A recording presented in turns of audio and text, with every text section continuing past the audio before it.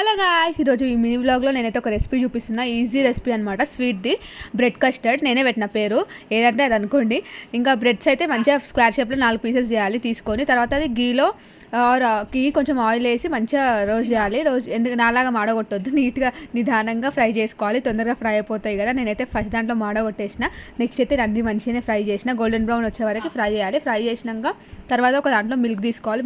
Milk తీసుకొని అందులో sugar వేసి బాగా బాయిల్ అయ్యే వరకు కుక్కోవాలి. తర్వాత చిన్న దాంట్లో మిల్క్ తీసుకొని కస్టర్డ్ పౌడర్ మిక్స్ చేసుకోవాలి. ఎందుకంటే కస్టర్డ్ పౌడర్ మంచిగా లంప్స్ లేకుండా మిక్స్ చేసుకోవాలి. తర్వాత ఈ మరుగుతున్న పాలలో వేసేయాలి. వేసి బాగా కలపాలి. కలిపినాక కొంచెం టెక్స్చర్ రాగానే అందులో డ్రై ఫ్రూట్స్ వేయాలి. మీకు నచ్చిన డ్రై ఫ్రూట్స్ వేసుకోండి. నేనైతే బాదం కాజు వేసుకున్నాను, ఎందుకంటే మా ఇంట్లో అవే ఉన్నాయి.